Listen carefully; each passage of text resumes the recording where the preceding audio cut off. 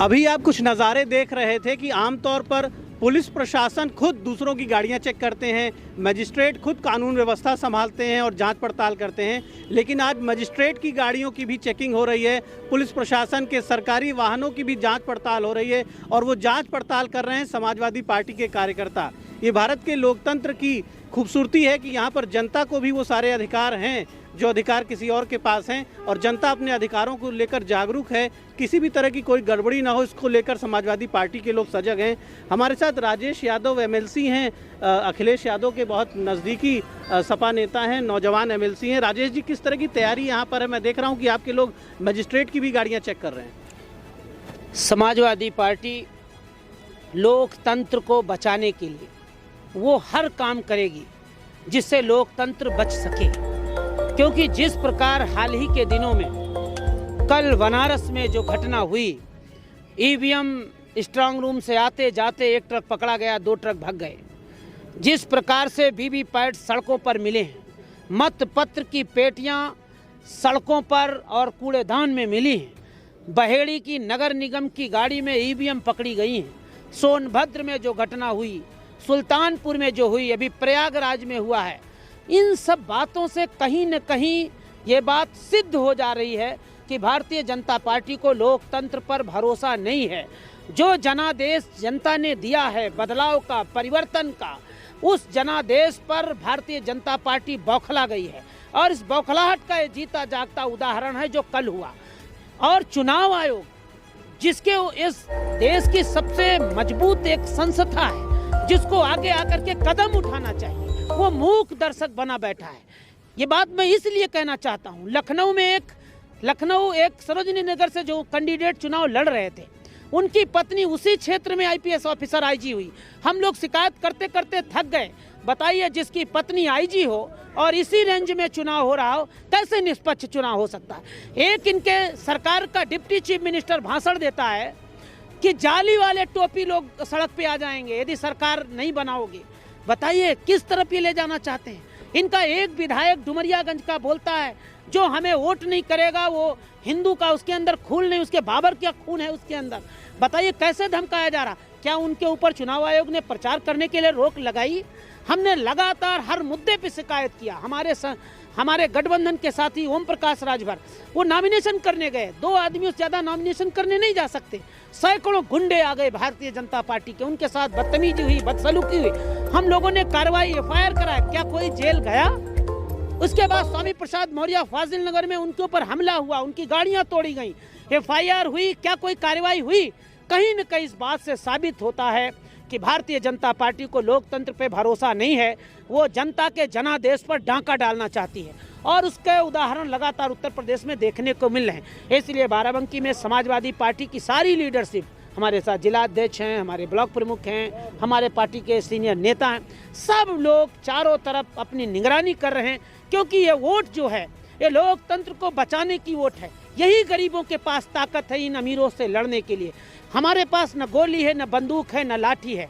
हम उन लोगों से नहीं लड़ सकते हैं जो ताकतवर लोग हैं, जो इस देश की मीडिया को भी खरीद सकते हैं, जो इस देश की सरकारों को खरीदते हैं, जो इस देश के किसानों की जमीनों को गिरवी भाजपा ने जिनकी दहलीज पे रख दिया है। लड़ाई उनसे है और उनसे लड़ने के लिए हम गरीबों के पास एक ताकत है जो बाबा साहब अम्बेडकर ने दिया है, वो ताकत वोट की ताकत है। और इस गरीब की जो ताकत अखिलेश यादव जी के पास आई है, तो भारतीय जनता पार्टी का जो सिंहासन है वो कहीं न कहीं जनता की जूतियों के नीचे कल आ जाएगा।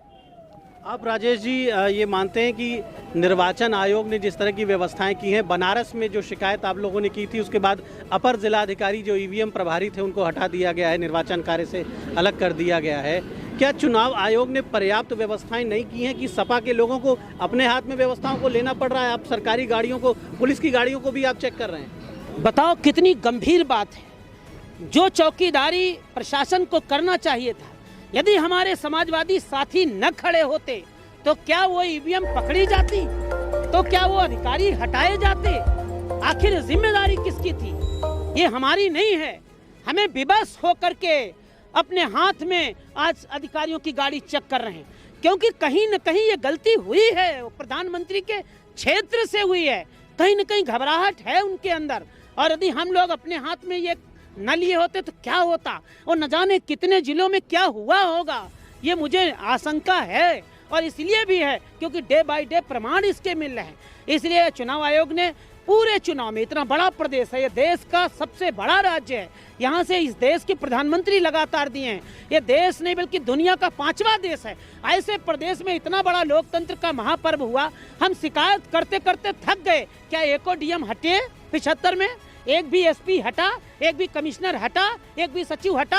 आखिर क्यों नहीं हटा? क्योंकि निर्वाचन आयोग में जो दिल्ली में बैठे अधिकारी हैं, कहीं न कहीं वो उत्तर प्रदेश से गए हैं, और किसकी सरकार में चीफ सेक्रेटरी थे और आज आप इलेक्शन कमीशन के मुख्य सीट पे बैठे हैं।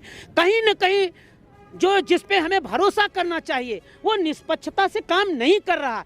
इसलिए हम अपने हाथ मजबूती से लोकतंत्र की विधा को बचाने के लिए सड़कों पर हैं, रात तक थे, और जब तक कल निर्णय नहीं आ जाएगा हम मुस्तैदी के साथ पूरे 6 विधानसभा के हमारे सारे कार्यकर्ता बाराबंकी की सड़कों पर रहेंगे और लोकतांत्रिक तरीके से कानूनी दायरे में रह करके अपने जो हमने वोट किया है गरीबों की ताकत को बचाने के लिए हम लोग बाराबंकी मुख्यालय में कल पूरी दिन डटे रहेंगे। मुझे आशा ही नहीं, पूर्ण भरोसा है, उत्तर प्रदेश में परिवर्तन की आंधी है, परिवर्तन की बयार है।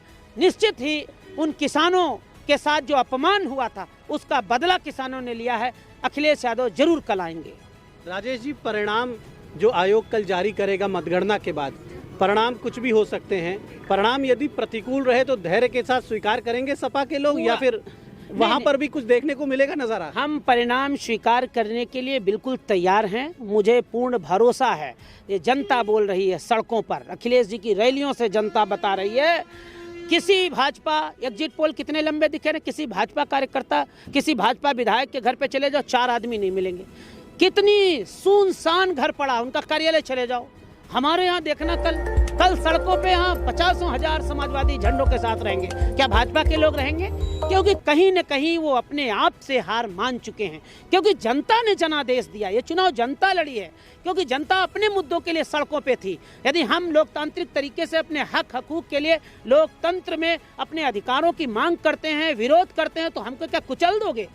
इसी सरकार ने लोगों को कुचला है, दबाया है, जानबूझ के मारा है। यदि हम अपने अधिकारों के लिए अपनी जमीनों को गिरवी न रखा जाए पूंजीपतियों की दहलीज पे, तो हमने ट्रैक्टरों से दिल्ली की 4 दीवारियों पे गए हैं, तो हमारे ट्रैक्टरों में बल्लम घुसेड़े गए हैं। और जब ये चुनाव में हमारे दरवाजे आए तो हम इनके कमल के फूल में बल्लम घुसेड़े हैं। इसलिए मुझे भरोसा है कि साइकिल आएगी और भारतीय जनता पार्टी निश्चित विदाई होगी। तो आपने राजेश जी को सुना, नौजवान एमएलसी हैं, बहुत जोरदार भाषण भी देते हैं, इन्हें भरोसा है कि साइकिल आएगी। हालांकि ये भी ये कह रहे हैं कि जो भी परिणाम निर्वाचन आयोग जारी करेगा मतगणना के बाद उसे स्वीकार करेंगे, लेकिन इनके लोग तैयार हैं, इनकी टीम तैयार है। मतगणना केंद्र के अंदर जब कल गिनती होगी वहाँ भी सभी टेबल्स पे कार्यकर्ता रहेंगे, सपा के बाहर भी कार्यकर्ता रहेंगे। ऐसे में पूरा प्रयास है कि कोई भी गुंजाइश न रहे, गड़बड़ी की कोई संभावना न रहे और कोई मौका न दिया जाए लोगों को कि वो इस निर्वाचन कार्य में, इस गणना में कहीं से भी गड़बड़ी कर सकें, मनमानी कर सकें।